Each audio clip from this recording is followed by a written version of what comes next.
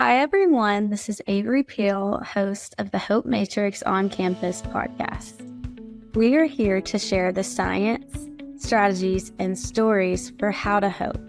I am the Community Hope Specialist at the Shine Hope Company, and Shine is the mnemonic for how we teach hope. So when we talk about hope, we talk about the stress skills, happiness habits, inspired actions, nourishing networks, and eliminating challenges, which are the thinking patterns that get in the way of our ability to hope. Hope is a skill. You can measure hope, you can teach hope, and you can start practicing skills to activate higher hope in your life today. And on this Hope Matrix on Campus podcast, we aim to bring in guests, experts in science, people with stories, and those that have strategies for activating hope in your life. Hi, everyone, and welcome back to the Hope Matrix on Campus. So today I'm just going to be doing a little segment on myself, my story, because I feel like in every podcast I do, I am talking to guests and I kind of like briefly bring up my story. And I'm like, oh, yeah, like that happened to me, and I have experience with that. And I just realized that most of you probably don't know my story. And yeah, so I did do a podcast with Catherine on the Hope Matrix, and that kind of went into some detail in my story. And so I just wanted to share for this for y'all too, in case you haven't listened to hers. So yeah, so let's get into it. Um, so my freshman year of college, it was in 2020.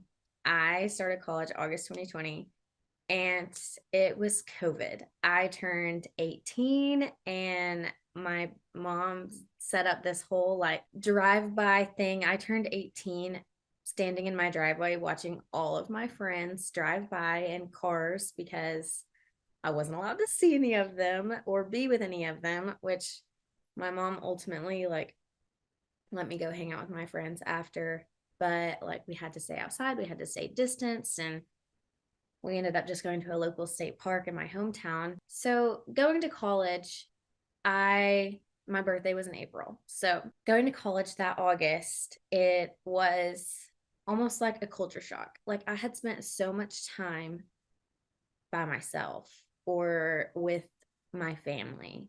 And I mean, like, my sleep schedule was all messed up. Like, I'm sure anybody who is around that age during COVID, like, I stayed up all night and I slept all day. Like, me and my friends would play like crazy eights, like the text message games, until like 6 o'clock in the morning, just on FaceTime with each other. And then I'd go to sleep and wake up at like 3 p.m. the next day. Like, I mean, everything was so messed up. Like, my whole life just seemed messed up, like, truly. Like, I mean, nothing really bad happened during COVID, luckily, to any of my family. A few of us got COVID, but didn't have any serious problems with that. And I'm so, so grateful for that because I know a lot of people did struggle with that illness. And yeah, so anyway, I went to college in August, and like I was trying to make new friends. I was trying to rush a sorority. Everything was online, and it just was really difficult. And my roommate freshman year is one of my best friends. We went to high school together. I've known her since like fifth grade.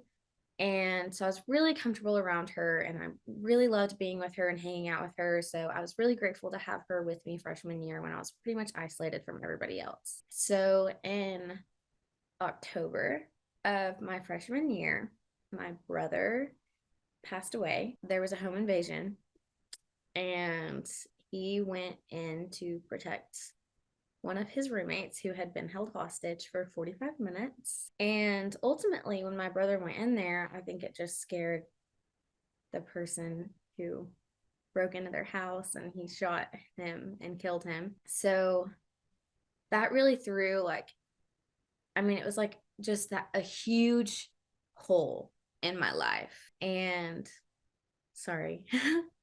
And it became really, really difficult to move on. And, like I said, I was in my freshman year of college. I was trying to meet friends, meet people in general. Like I didn't know anybody. And since it was COVID, I couldn't really see my family either because at that point I had been in college, I'd been around a bunch of people, and I mean, I saw my parents, but like it was hard to go home and hang out with my grandparents after I know that I had been exposed to so many people. And I know that like we weren't allowed to have on-campus parties, but we did have house parties. And so obviously being an 18-year-old and going to parties, like that's just what you do when you're a freshman in college. And that's what I did. And so I felt so isolated. And when I got that call, I remember it like it was yesterday. It was the worst day of my life. So, anyway, without going into too much more detail into that, because I'm going to start crying, it was really hard. And I think that going through that grief process alone was really difficult. I did go home a lot more often after that to see my family. And I knew that like even after being exposed to a bunch of people and potentially be exposed to COVID, my family still embraced me. They were still isolating. And so I wasn't exposing them to anything, or they weren't exposing anybody else to anything. I never actually got COVID, thankfully. My roommate did. So I did go home and do the 2-week quarantine thing with my parents, but I tested negative, and so I didn't feel like I was really exposing them to anything. And like if we think about how COVID works, like I probably did have it, but I don't know. My roommate, I lived in a dorm. My roommate had it. I'm sure that I had it, but I tested negative and they quarantined with me for like 7 days. I think at that point, the quarantine had kind of like gone down. I quarantined for 2 weeks just because I had such a heavy exposure, and they quarantined with me for a week of it. And then they went back to work and stuff. So, anyway, I started going home a lot more often throughout the next couple of months. And I don't know, like it's hard to recall freshman year because I kind of just went back to life as normal. I went home for a week after he passed, and we had the funeral. And then, like I just went back to school, and it was like everything was normal again. And it just didn't really seem like anything had changed because he's 2 years older than me. And so I didn't really see him a whole lot anyway because he had been in college for 2 years already. He was a junior when he passed, he was 21. I was 18 and a freshman. And so I didn't really see him that often anyway. And it just didn't really feel like too much had changed. And, like now that I'm saying that out loud, it sounds so bad. But honestly, like trying to be vulnerable with y'all, I just went back to life as normal. And then like we did Big Little, we did like Halloween parties. Like I went back for all of that because I didn't want to miss out on life. And I know he wouldn't have wanted me to either. He was the most selfless person I've ever met. He was extremely goofy. Like, I don't know if there's a better word to describe him. He was just a goofball. And he loved everybody that he met. He was an advocate for the people who maybe couldn't advocate for themselves, and truly just the best person that I know. Still to this day, the best person I've ever known. And I was really, really sad to not have him in my life anymore. But I was really grateful for all of the memories that we had. And so I think that for a long time, I kind of suppressed the grief that I was feeling. I think that I was in a stage of denial for like a year. And so my sophomore year of college, I moved in with 3 girls who were a year older than me. And one of them was from my hometown. We were really, really good friends, like best friends. And I absolutely loved living with them. But, like they had their friend group and I had mine. And we like intertwined every once in a while. We would have roommate nights, like watching movies and whatnot. But ultimately, it kind of just led me to feeling more isolated because they all turned 21 at least a year before me. My birthday is already kind of late in the school year. I'm an April baby. So they all turned 21 like almost a year and a half before me. They were all like going out with their friends and I couldn't go. And, like it just, I was super isolated at that point in time. And I was also very afraid at night to go to sleep at night. I've always been super paranoid. That is just something that I've dealt with since I was a kid. I have always been super scared to like sleep alone. And obviously, after somebody broke into my brother's house and killed him, I was terrified. And it was really hard for me to figure out how to live again. And I would stay up all night. I would stay up all night till like 6 a.m. again. And I specifically remember whenever I heard the birds chirping, that's when I could go to sleep because that's when I knew like the world was going to be awake. And nobody breaks into your house during the day, right? Like it happens at night. So I would sleep all day and stay up all night because I was scared to go to sleep at night.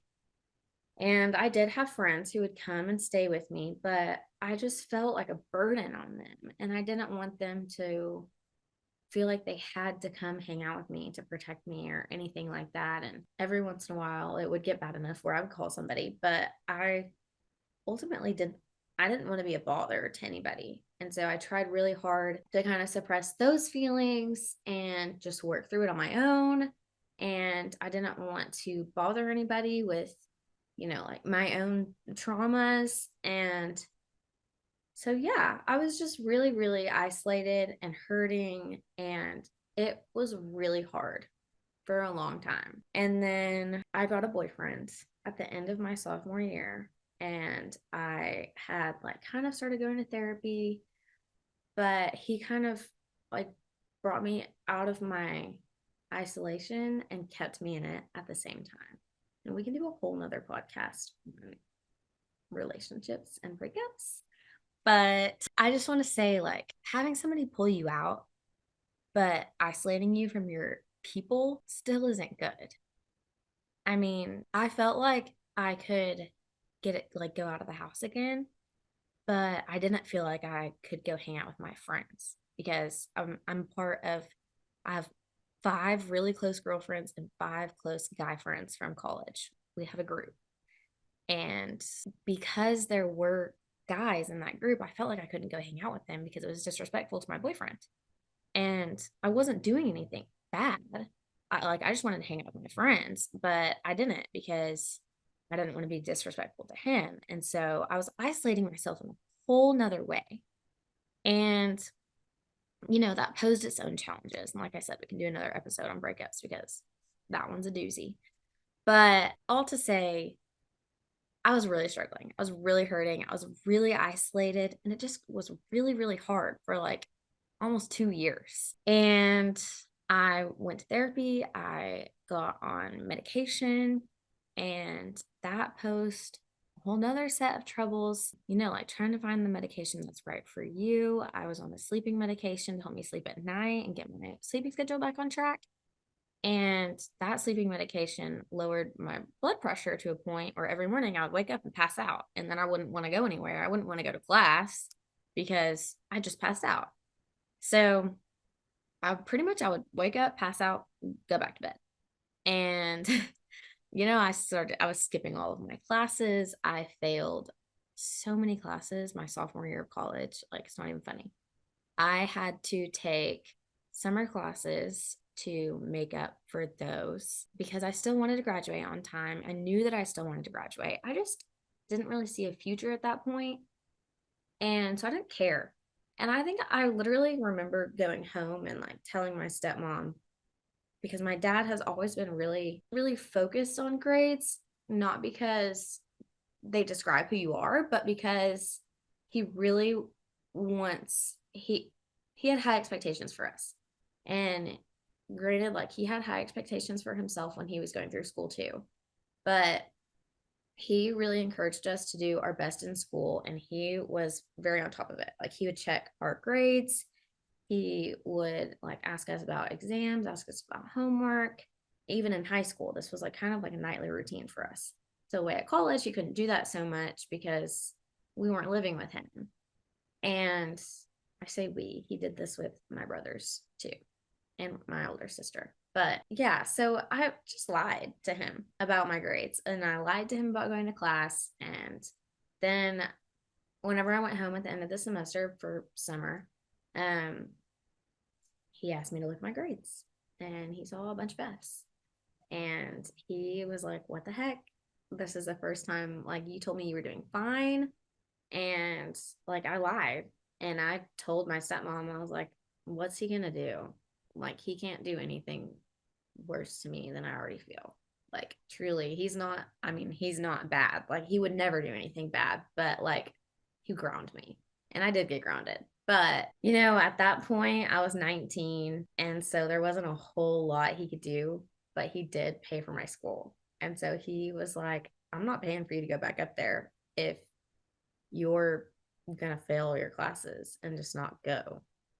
And at that point, I hadn't really told my family about the problems that I was struggling with. So he just thought that I was partying all the time and not going to class, which wasn't the case, but I hadn't told him anything else. And so he had a right to believe that.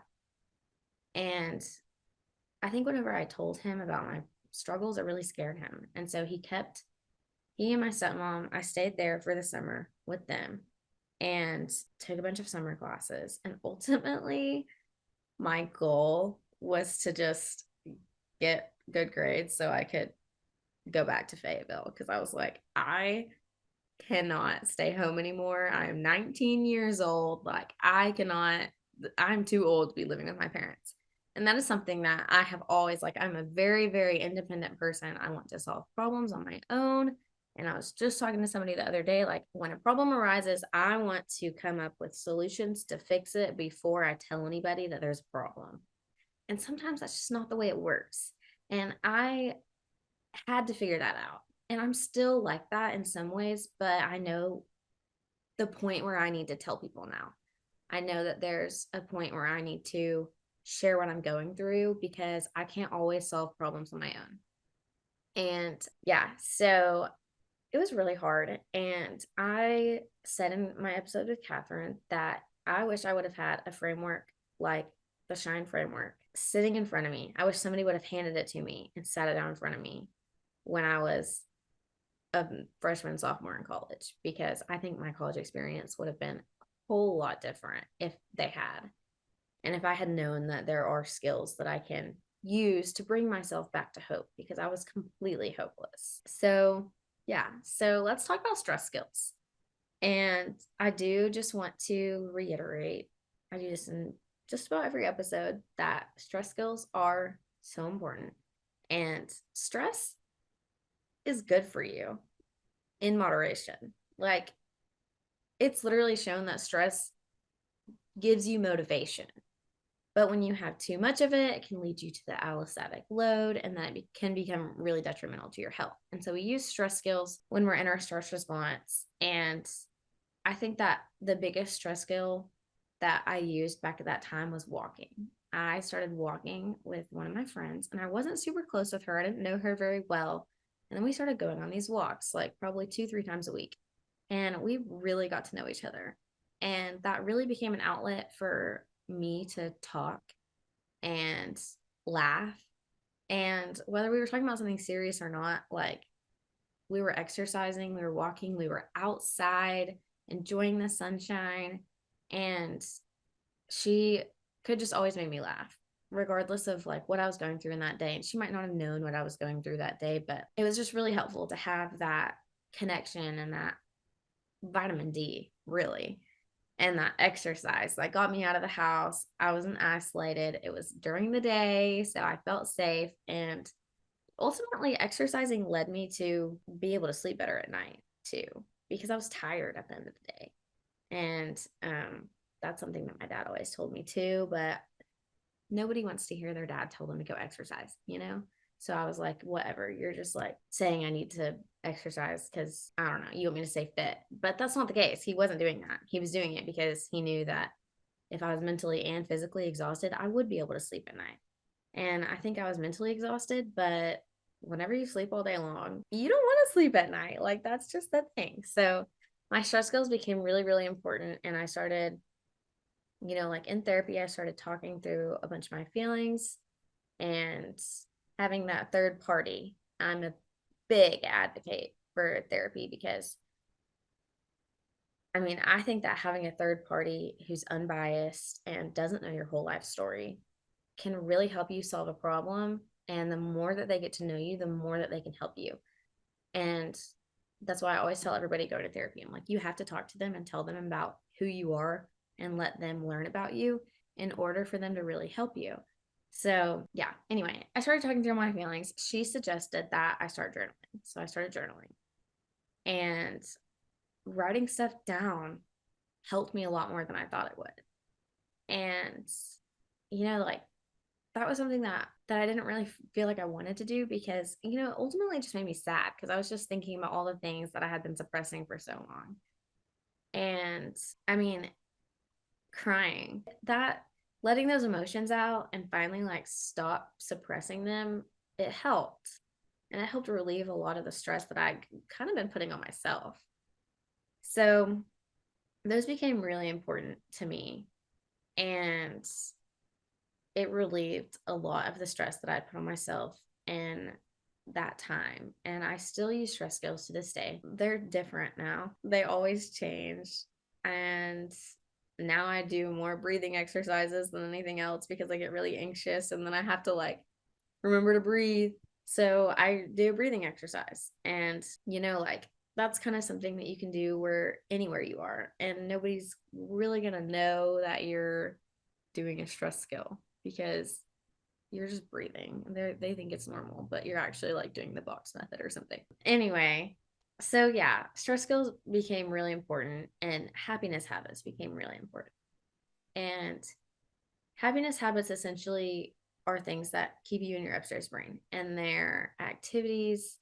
I mean, it can be anything that makes you happy. It can be sitting on the porch in the morning and drinking a cup of coffee, which I love my coffee in the morning, but that's not necessarily healthy to have too much coffee because too much caffeine can be bad for you and can cause more stress. But I need it. And I tried really hard. I still try really hard not to drink too much throughout the day and to switch to water after 1 or 2 cups of coffee. And my mom's actually completely cut coffee out of her life now after drinking coffee for her whole life. So one day I aspire to be her, but today is not that day. And that can be one of my inspired actions to be my mom and to cut out caffeine. But for now, drinking my cup of coffee in the morning, I wake up early. I have 20 minutes to myself to kind of think through things, so think through my day and kind of process like everything that I have to do for that day. Exercising has become a really big happiness habit for me, especially doing it with friends. It has become social and it's really just an excuse to be active and have some social interaction, which is important. And some other happiness habits, trying to think back to things that I did in that time. Because I feel like I was doing this whole shine framework when I was going through all of these things, but I just didn't realize it. And so that's why I say, like, I wish I would have had this listed out in front of me because it would have given me a lot more of ideas to do, of things to do. But of course, life doesn't work out that way. Life doesn't always work out the way you want it to. And that's something that I have had to come to terms with. But like, I did all of these things. I did happiness habits. I did the walking with my friend. Which is both. And I did exercising with my friends. And I drank my cup of coffee in silence every morning and processed everything that I had to do for that day. And, like hanging out with friends became a really big happiness habit for me, whether that was just having a movie night, whether it was going out with my friends, like anything that it was, like it became huge. It brought me out of my isolation. So, moving on to some inspired actions. Your inspired actions are essentially goals that you set for yourself. And these can be the smallest of things, or they can be big goals. And at that time, I had micro goals for sure. Like I could barely get out of bed in the morning. So getting out of bed in the morning was one of my goals. And actually like waking up to my alarm. And this is something that my therapist helped me do. She had me write down the night before everything that I had to do for the next day. So I started writing down my schedule. I would write down wake up, brush teeth, take a shower, wash face. Like I wrote down every single thing that I needed to do for my self care, for my mental health, everything. Class, I wrote it all down. I wrote down my homework. I started copying. I would look at my syllabus and look at all of it, all of my assignments that are due for the entire semester, would write them down in my planner. And then I got a planner that was like by the hour. So it would be 7 a.m., wake up, 7:30, get out of bed. I need those 30 minutes to lay there. And then it would be workout from 7:45 to 8:45, come home, take a shower at 9. And so I had my whole day planned out and lined out. And those were all of those micro goals that I was setting for myself. And at that time, I really needed them. I really needed that reminder to brush my teeth. It was hard. And I know that it's like saying like self-care is hard because everybody complains about having to wash their face. Like it's annoying.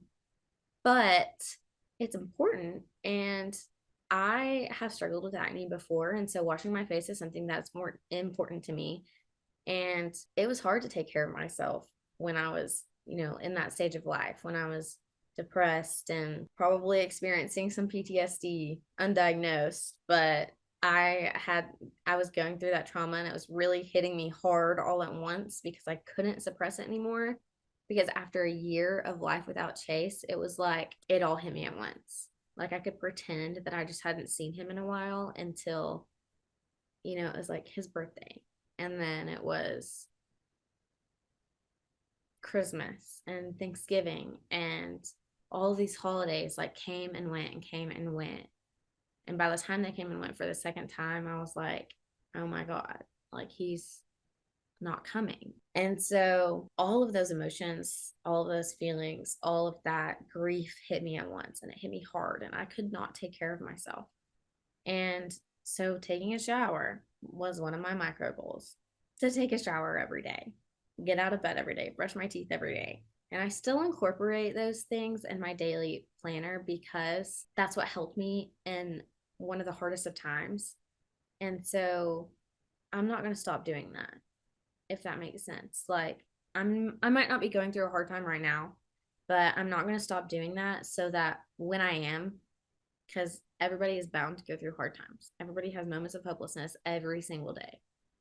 When I am in one of those moments, or when I do start to struggle, hopefully I never get depressed again. But if I ever start to struggle again, like that's something that I know is going to be my planner because I already do it. I have done it for 4 years. So getting out of bed, brushing my teeth, taking a shower, washing my face, those are my micro goals every single day. And I have so many bigger goals, which change all the time. I re-goal probably once a week because I just don't really know what I'm going to do with my life right now. But that's okay. And I know that. And I know that I have to set goals to reach my goals. And so I have this overarching goal to go to graduate school and become a counselor because of what I went through.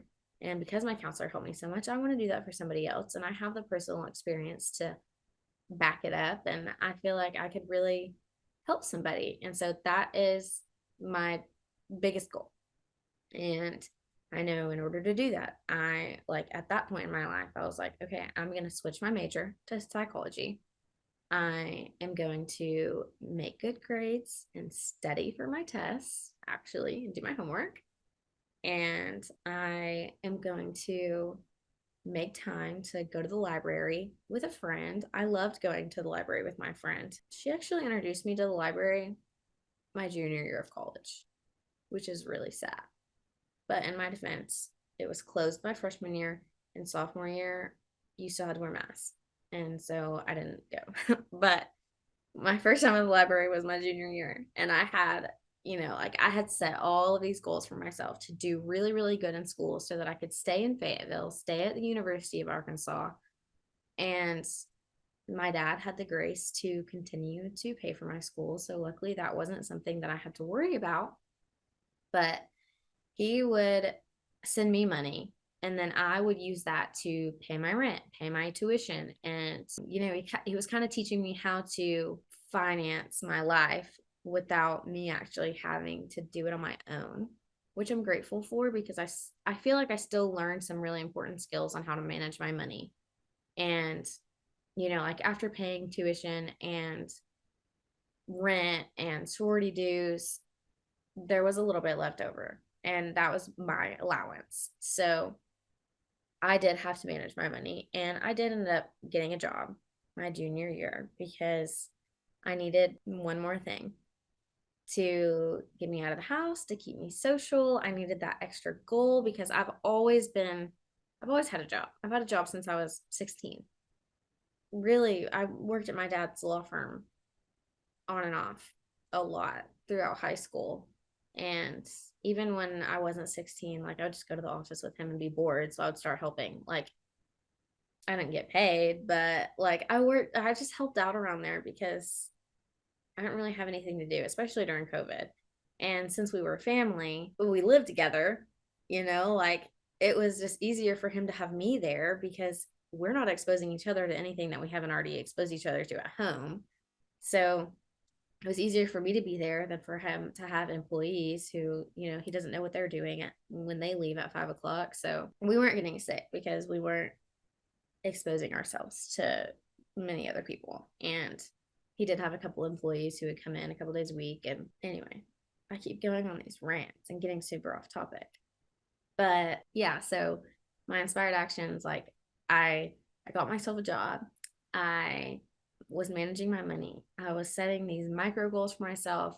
I have since re-goaled 100 times. I still have my overarching goal, but like all of my other goals have changed except for brushing my teeth in the morning. Because I hate the feeling of your teeth when you wake up in the morning. Like they feel so gross, and I can't do anything with my day without brushing my teeth. So, yeah. So, those are my inspired actions, and those were some that I used back then and I've carried with me. There are some new ones that I have now, like with work. Now that I have a real, like, big girl job, inspired actions can be anything from like your daily list of things that you need to do. Like, I was literally texting my boss this morning, Catherine, and I was like, okay, here are my priorities for today. And like checking like that this is actually my priorities, checking with her. And then like, okay, well, this is what I'm going to do. Like talking to her and just listing out the things that I need to do. And so like, these are my goals for today. And I don't do that every day, but I do it pretty often, especially when things start piling up on my plate.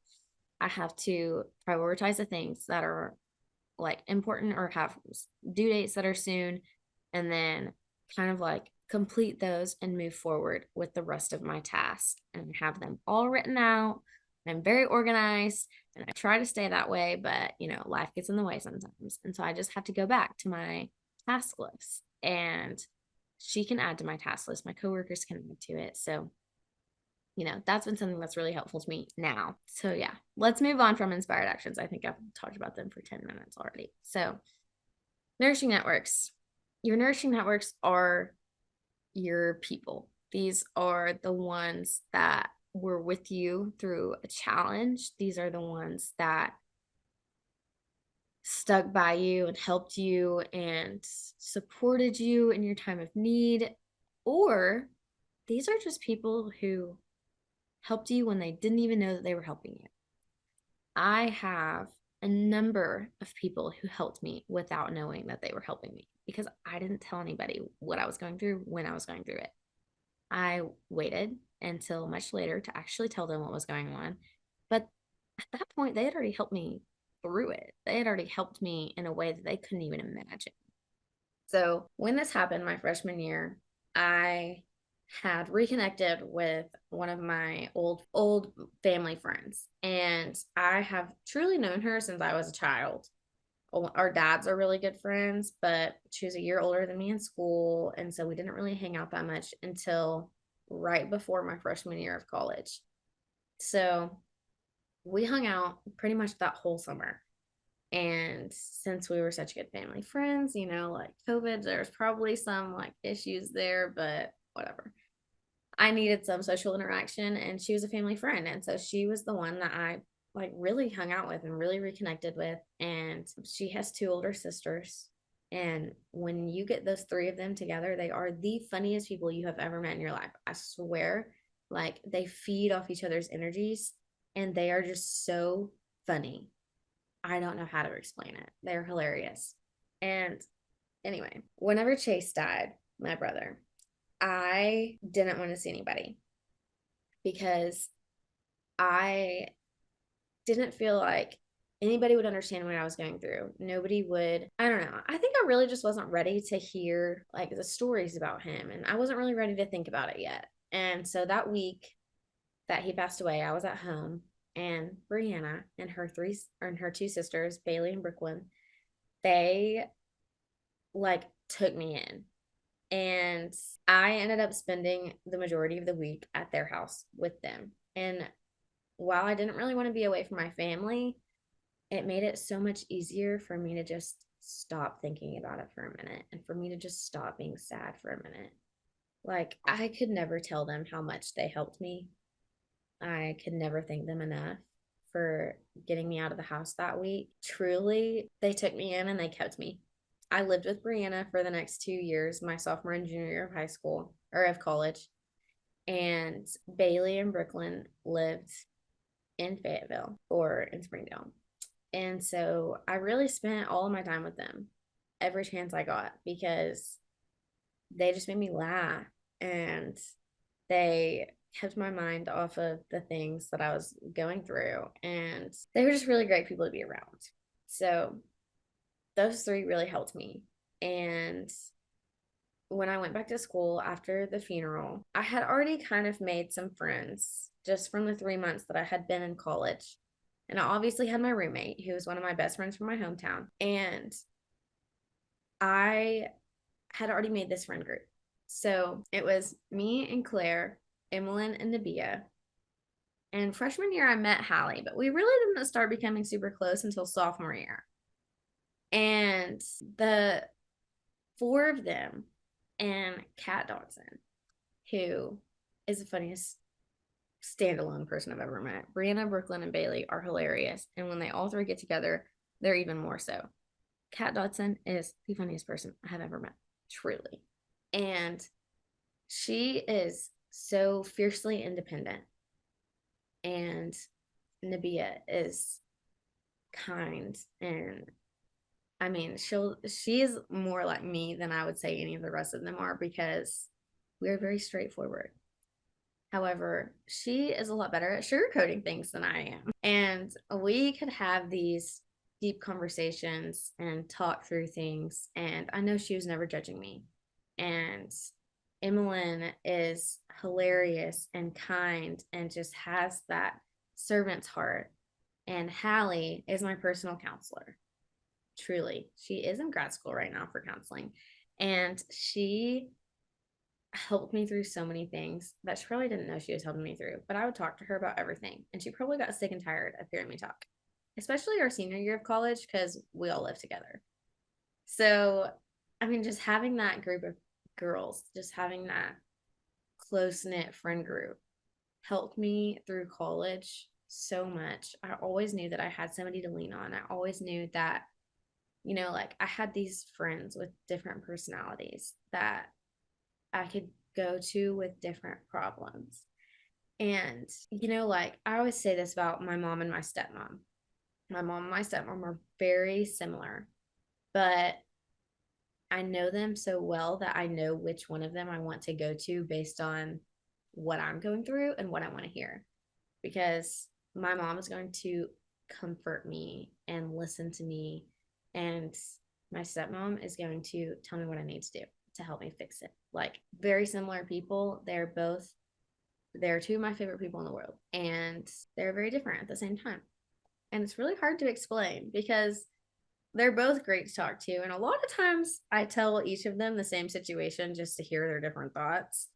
But I also know, like, I really need to fix this. I need advice. I'm going to go to Sarah. And when I really need a shoulder to cry on, I'm going to go to my mom. So, having those nourishing networks, my dad has always supported me and, you know, fought for me to do better. He truly did. I mean, he encouraged me, and it wasn't always in ways that I liked, but that's just how parents are. And I mean, ultimately, I graduated college on time, even after failing a bunch of classes. And I couldn't have done that without him. And so, having my family and my friends and my other brother, Ryan, he also went to U of A. He was in between me and Chase. So, Chase was a junior when he passed away. Ryan was a sophomore. I was a freshman. And Ryan, I mean, I could text him and just say, I want to go on a drive. And we would just go drive. And one time, my hometown is an hour and a half from Fayetteville. One time, we pretty much got halfway there before we decided to turn around because we were like, dang, we've gone really far. So, I mean, he's just good and he is really good at giving advice. He is going to tell me things that I don't want to hear because he's my brother. But, like, I would text him and say, I want to go for a drive. And he would say, boy troubles? And I'd be like, yeah. And then we'd get in the car and he's like, okay, so is it your boyfriend or is it Chase? And I'm like, both. Like, he was just always there to support me and always there for me, even though he was in his sophomore year of college, living in the frat house, like having the time of his life. And he was there for me consistently. And honestly, he was if you ever tell him this, I'll be mad. But he was a really good role model to look up to because of the way that he handled losing his best friend. And he and Chase were really, really close. And so, like I would just talk to him. I'd be like, I don't know how you're okay. And he's like, well, I'm not okay, but I'm dealing with it because I know that Chase would have wanted me to be happy and he would have wanted me to go meet new people and he would have wanted me to hang out with friends. And I'm not going to stop living my life because he passed away because that's not what he would want. And I totally understood that, but it was just hard for me to do that. And Ryan just was so strong. And I always looked up to him in a way for that. And I would never tell him that to his face. But I always looked up to him for that. And he was really just like helpful in a way that you couldn't even imagine. Or maybe some of you can't imagine. But yeah, I can't compliment him anymore because he's gonna give me crap for it later. But but he was really great, and it was really great to have my family by my side and my older sister Meredith, and like those nourishing networks saved me. It saved me more than they could have imagined, and I could never thank them enough for just being my friend or just being my sister or brother, mom or dad. I mean, yeah.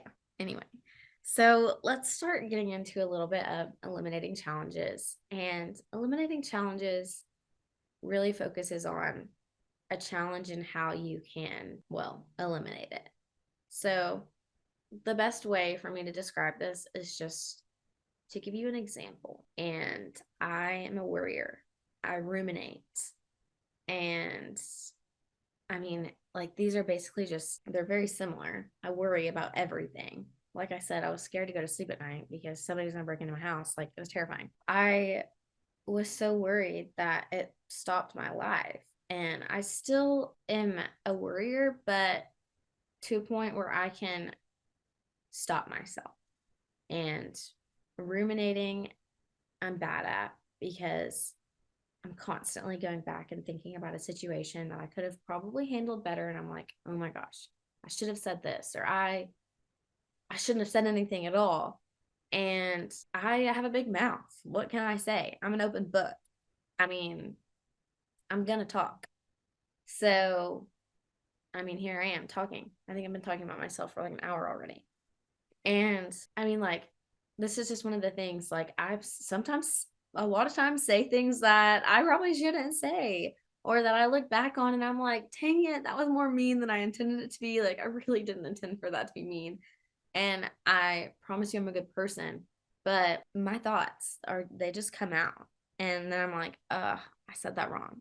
I didn't mean it like that. I meant it, but not like that. Like, and I will sit there and ruminate about those like conversations and those things that I say. I'll ruminate about them for so long that it was tearing me apart. After Chase died, I ruminated to a point where I was like, I failed him. I was so mean to him. He was my brother, my older brother. He terrorized me when I was a kid, like brothers do. I was the youngest child, little sister.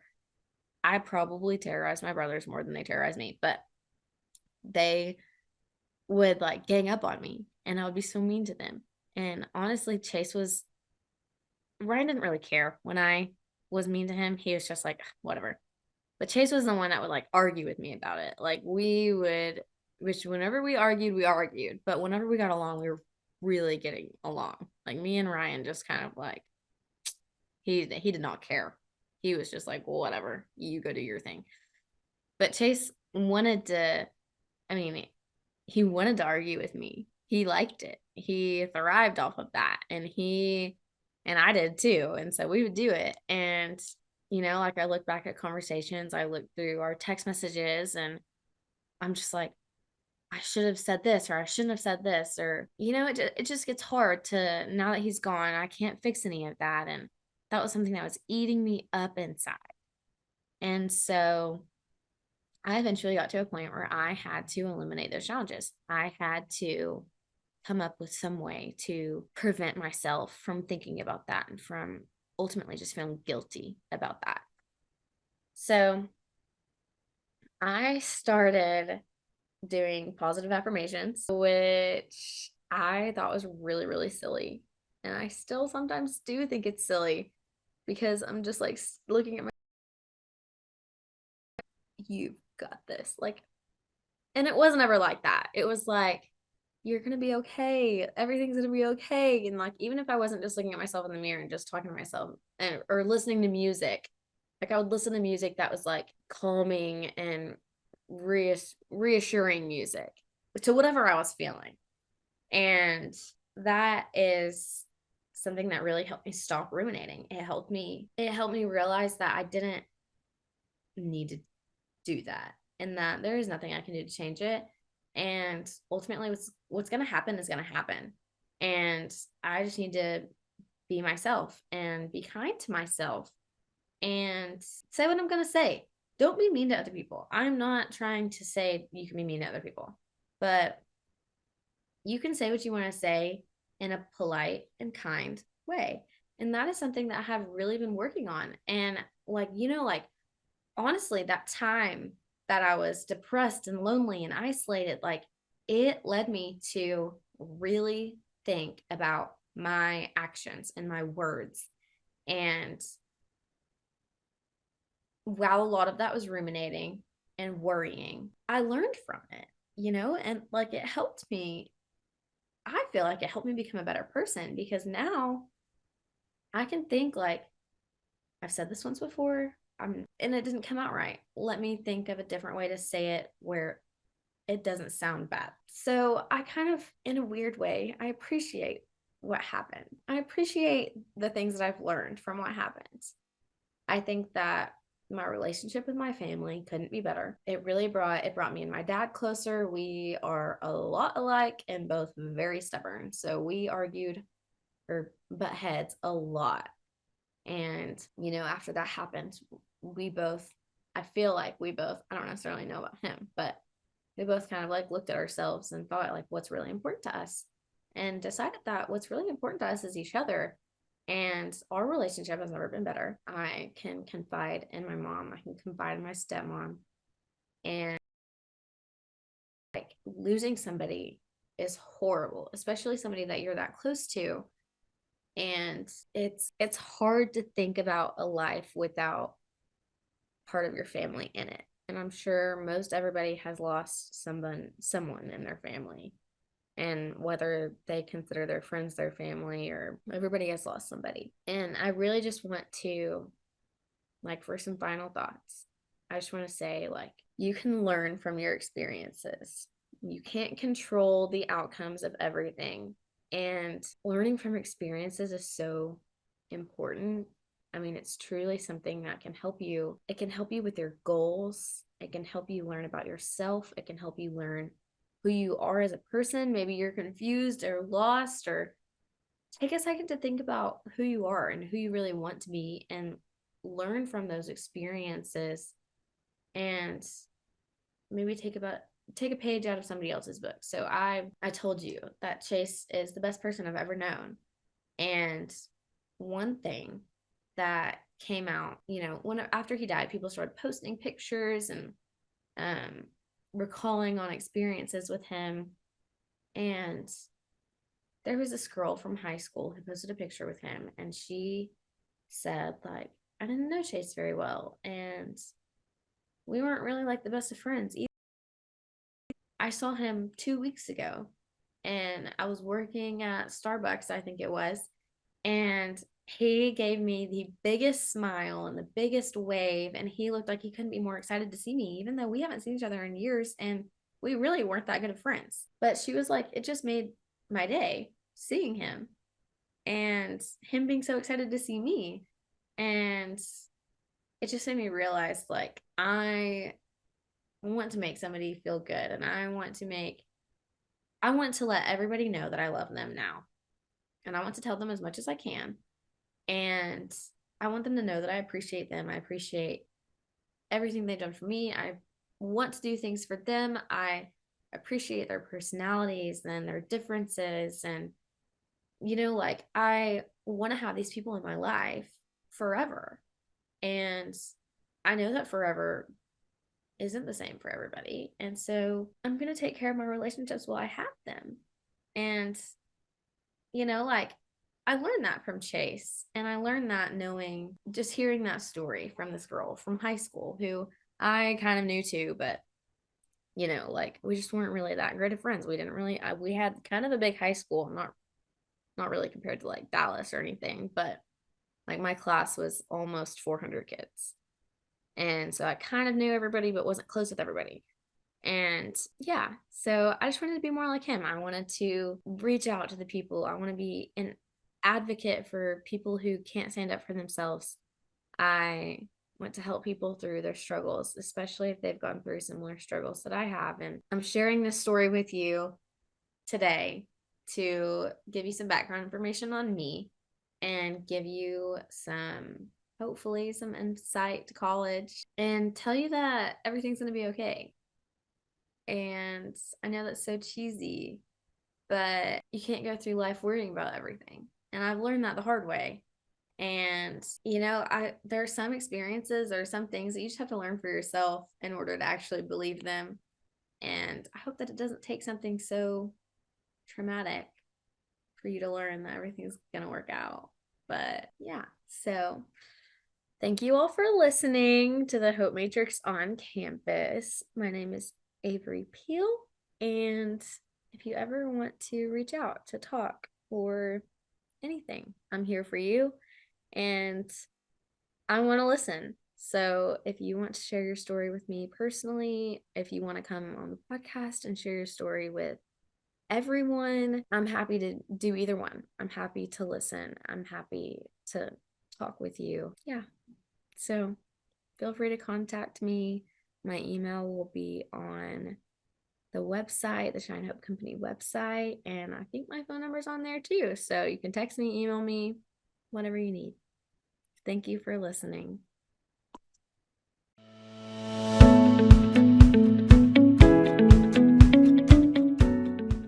Thank you all for listening to the Hope Matrix on Campus podcast. I hope to have provided you with actionable insights and a framework that you can use to start activating higher hope in your life today.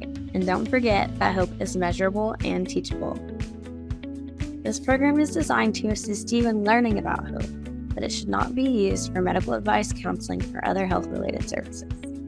I, Fred, the Shine Help Company, and myself, Avery, do not endorse or provide any medical advice, diagnosis, or treatment. I am not a medical doctor. The information provided here should not be used for the diagnosis or treatment of any medical condition and cannot be substituted for the advice of physicians, licensed professionals, or therapists who are familiar with your specific situation. Consult a licensed medical professional or call 911 if you're in need of immediate assistance, and be sure to know the crisis hotline 988 if you are in need of support. We are better with hope. Please feel free to check out theshinehopecompany.com, where we list all of our resources around how to hope. We have a lot of free programs for how to hope, including the 5-day challenge, our hope infographic with a lot of skills that showcase how to hope, and articles of how to incorporate hope in your life. We have the Hope Beat Weekly, which is a weekly newsletter that shares strategies for hope. We have my Shine Hope Story template, so you can write your own Shine Hope story today. Also, my Shine Hope Hero, so we can share what our heroes are doing to activate hope in our lives. And this is especially good with youth, so they can start looking up to people that have overcome similar challenges to them and seeing how these heroes use the Shine Hope framework. We have a Hopeful Minds for Teens program and Hopeful Minds Overview Educator Guides. We have